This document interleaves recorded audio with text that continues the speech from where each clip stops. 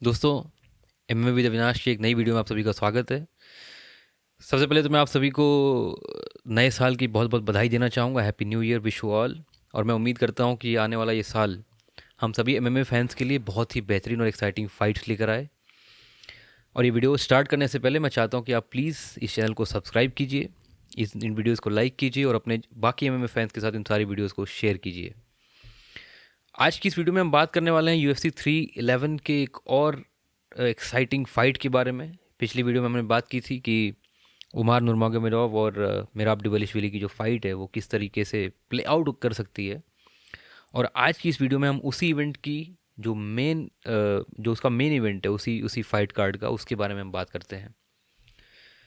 दोस्तों, 18 जनवरी को जो इवेंट होने जा रहा है 311 का, उसमें मेन इवेंट में भिड़ने जा रहे हैं यूएफसी की लाइट वेट डिवीजन में दो बहुत ही बेहतरीन फाइटर्स।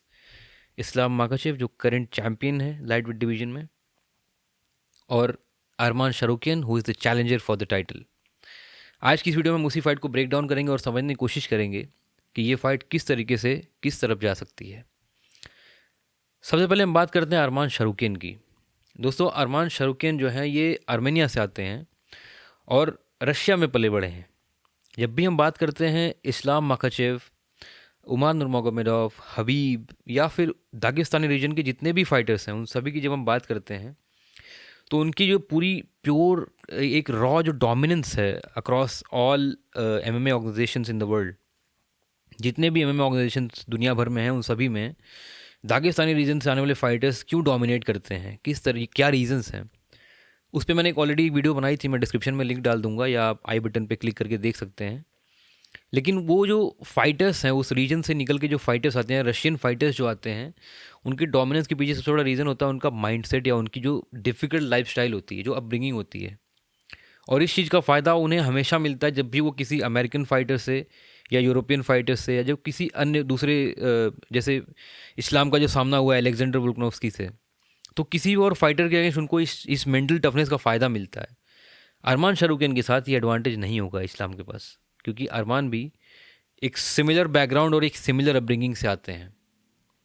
और जब भी इस तरीके का कोई फाइटर आता है और टाइटल के लिए चैलेंज करता है, तो इस तरीके की बातचीत और हाइप का बिल्ड होना बहुत ही नॉर्मल है, बहुत ही लाजमी है। अरमान शरूकियन की अगर हम बात करें, जो उनका पहला डेब्यू फाइट जो उनकी हुई थी यूएफसी में, वो हुई थी इस्लाम माखाचेव के अगेंस्ट। और इस अरमान शरूकियन का वो जो पहला डेब्यू फाइट थी जो उनकी इस्लाम के अगेंस्ट, वो हार गए थे। हम सभी ने वो फाइट देखी, हम सभी ने उसमें काफ़ी ईजिली ये जज हम कर सकते थे कि बहुत ही तगड़ा मुकाबला था वो। प्रोबेबली इस्लाम के करियर के, अगर अब अभी तक की टफेस्ट 2-3 फाइट्स की अगर हम बात करेंगे, तो उसमें से एक वो फाइट भी थी। लेकिन वो फाइट शॉर्ट नोटिस पे लड़ी थी अरमान शरूकियन ने। और यहाँ पे सबसे बड़ा एडवांटेज मिलता है उनको इस फाइट में, क्योंकि इस फाइट से पहले अरमान शरूकियन को एक फुल फ्लेजेड कैंप का मौका मिला है, जिसमें उन्होंने महीनों प्रैक्टिस की है इस फाइट के लिए। और एक जिस टाइम पे उनकी पहली फाइट हुई इस्लाम माखाचेव से, दोनों फाइटर्स एक दूसरे को बहुत अच्छे से नहीं जानते थे, इतनी ज़्यादा वीडियोस नहीं थी उनकी, इतनी ज़्यादा फाइट्स नहीं थी, तो एक दूसरे को जज करने के लिए उतनी ज़्यादा मटेरियल उनके पास नहीं था। लेकिन आज इस्लाम न सिर्फ लाइट वेट चैम्पियन है, बल्कि he is kind of an icon in the light weight division. हर कोई उनसे फाइट करना चाहता है, इस तरीके के फाइटर हैं। और जब आप इतने बड़े फाइटर्स होते हो तो आपके ओपोनेंट्स के पास बहुत सारा मटेरियल होता है आपको रीड करने के लिए, और आपकी पूरी आपके अराउंड, आपके पूरे फाइट गेम के अराउंड एक स्ट्रैटेजी बनाने के लिए। एंड आई एम श्योर कि आज की डेट में अरमान शरूकियन वही कर रहे होंगे। उनकी अगर हम पिछली फाइट्स की बात करें अरमान शरूकियन की, तो उनका पिछला मुकाबला जो हुआ था यूएफसी 300 के अंदर चार्ल्स ओलिवेरा के अगेंस्ट हुआ था। हालांकि काफ़ी डिफ़िकल्ट और काफ़ी टफ सिचुएशंस से निकल के वो फाइट जीती थी अरमान ने वाया स्प्लिट डिसीजन। लेकिन वो चीज़ दिखाती है कि एज अ फाइटर या एज अ पर्सन वो मेंटली कितने टफ और कितने ज़्यादा स्ट्रांग हैं। चार्ल्स ओलिवेरा ने कई मौक़ों पे उनके ऊपर सबमिशंस अटेम्प्ट किए थे, लेकिन उन सभी चांसेस पे अरमान शरूकियन ने एक बेहतरीन मेंटल टफनेस दिखाई थी और उन सारे सबमिशन अटेम्प्ट से वो बाहर आए थे। इसके अलावा जो उनकी फ़ाइट हुई थी वाकिम सिल्वा के अगेंस्ट, उस फाइट में तो अरमान शरूकियन ने ऐसे पंचेस लिए थे, कोई नॉर्मल फाइटर अगर रहा होता जो मेंटली उतना टफ नहीं होता, वो ईजिली नॉकआउट हो गया होता। काफ़ी इंटरेस्टिंग फाइट थी, मज़ा आया था वो फाइट देखने में। लेकिन जिस तरीके से अरमान ने थर्ड राउंड में लिया कि वो फाइट फिनिश की थी, that was a pleasure to watch. इसके बाद उनका सामना हुआ था बेनिल डेरियुश के अगेंस्ट। अब बेनिल डारियुश, आप सभी को याद होगा कि जिस टाइम पे अरमान शाहरुखियन ने उनको नॉकआउट किया था, और उस तरीके का जो फाइट थी, उस तरीके की फाइट में बेनिल डारियुश को नॉकआउट करना, एक तरीके से डारियुश उसके बाद गायब से हो गए, आज उनके बारे में कोई बात नहीं करता है। तो ये दिखाता है कि अपने उस पहला जो उनका लॉस था अगेंस्ट इस्लाम माखाचेव, कितना इस बंदे ने इम्प्रूव किया है। और जब भी ऐसी इम्प्रूवमेंट लेके कोई फाइटर आता है और जब वो टाइटल के लिए चैलेंज करता है, तो डेफिनेटली उसके बारे में बात होना, इट्स वेरी नॉर्मल। अब हम बात करते हैं इस्लाम के बारे में। इस्लाम माखाचेव की पूरी लाइफ अगर हम देखेंगे, तो एक तरीके से वो एक ऐसे बैकग्राउंड और एक ऐसे लेगेसी से को रिप्रेजेंट कर रहे हैं जो काइंड ऑफ अनडिफीटेड है। हबीब कभी हारे नहीं रिंग में, कभी ऑक्टेगन में वो हारे नहीं, और उसी तरीके की अपब्रिंगिंग और उसी तरीके की ट्रेनिंग बैकग्राउंड, उसी तरीके की लेगेसी से निकल के इस्लाम माखाचेव आते हैं। ऑल्दो उनकी रिकॉर्ड में पहली यूएफसी फाइट वो भी हार गए थे, इस्लाम माखाचेव भी, लेकिन वो एक ऐसा शौक था जो कहीं से भी आप ये नहीं बोल सकते कि वो एक वेल प्रिपेयर्ड और वेल प्लान्ड एक तरीके से डोमिनेट होके हारे। एक लकी पंच लगा और वो एक तरीके से नीचे गए और फाइट को रेफरी ने रोक दिया। लेकिन जब हम बात करते हैं इस्लाम माखाचेव की, that guy represents pure precision striking, dominant grappling, world class wrestling, और इस तरीके की फाइटर बहुत ही कम देखने को मिलते हैं आज भी और हमेशा। इस्लाम माखाचेव की पिछली फाइट की अगर हम बात करें, अलेक्जेंडर वोल्कानोव्स्की के साथ जो पहली फाइट हुई थी उनकी, उस फाइट में इस्लाम माखाचेव ने कहीं ना कहीं अपनी कुछ कमज़ोरियां दिखाई थी जिनका फ़ायदा उठाया था इस अलेक्जेंडर वोल्कानोव्स्की ने। लेकिन उसके बावजूद पाँचों राउंड में जितने भी टाइम तक वो फाइट चली थी, डोमिनेट तो फाइट के लास्ट मोमेंट्स में जाके ज़रूर हुए थे वो, लेकिन उससे पहले उन्होंने इतना काम कर दिया था कि ईजिली उनके फेवर में वो डिसीजन चला गया। मुझे पता है बहुत से लोग ऐसा मानते हैं कि शायद अलेक्जेंडर वोल्कानोव्स्की ने वो फाइट जीती थी, बट मुझे ऐसा लगता है कि जितना काम उन्होंने 4 राउंड्स या 4 राउंड्स के बाद 5वें राउंड में भी कर दिया था, ये मुकाबला इस्लाम माखाचेव ने जीता था।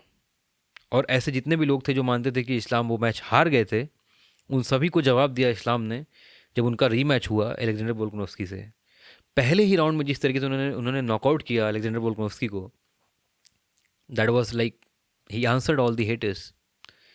सभी डाउटर्स को जिन्होंने उनके ऊपर शक किया, उन सभी को उन्होंने चुप किया और नॉकआउट के थ्रू अपना रीमैच जीता। आज की डेट में Islam Makhachev pound for pound number 1 fighter हैं और लगभग 450 दिन हो चुके हैं pound for pound number 1 fighter बने उनको।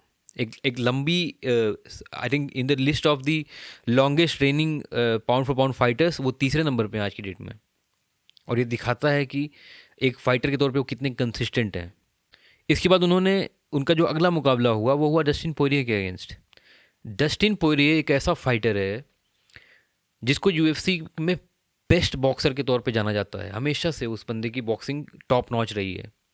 When it comes to standing exchanges, Dustin Poirier का कोई मुकाबला नहीं रहा है लाइट वेट डिवीजन में, और ये चीज़ उन्होंने बार बार प्रूव करी है बहुत बड़े बड़े और अच्छे फाइटर्स के अगेंस्ट। लेकिन जिस तरीके से अपने इस फाइट में इस्लाम माखाचेव ने जिस तरीके से अपनी प्रिसीजन स्ट्राइकिंग शोकेस करी थी, वो अपने आप में प्रूफ है कि Islam Makhachev is not only a great grappler, but he's probably one of the best boxers in the UFC as well. He got great hands. Dustin Poirier के साथ अगर कोई दूसरा फाइटर होता जिसकी रेसलिंग बहुत अच्छी थी, तो वो ही ट्राई करता कि कितनी जल्दी वो उस फाइट को ग्राउंड पे ले जाए और ग्रैपल करे। बट इस्लाम माखाचेव ने ये दिखाया था उस फाइट में कि एक अच्छे ग्रैपलर होने के साथ साथ वो कितने अच्छे और कॉन्फिडेंट स्ट्राइकर हैं। स्ट्राइकिंग अच्छी होना एक और बात है, लेकिन अपनी उस स्ट्राइकिंग को बैक करना और अपनी उस स्ट्राइकिंग के ऊपर कॉन्फिडेंस दिखाना और एक अच्छे बॉक्सर के अगेंस्ट खड़े होकर स्टैंडिंग एक्सचेंजेस में इंगेज होना, ये एक बहुत अलग चीज़ थी जो हमने उस दिन देखी थी इस्लाम माखाचेव के कैरेक्टर में। और उस दिन आई एम श्योर कि बहुत से ऐसे लोग फ़ैन हो गए होंगे इस्लाम माखाचेव के जो ऐसा मानते थे कि Islam is not a great striker.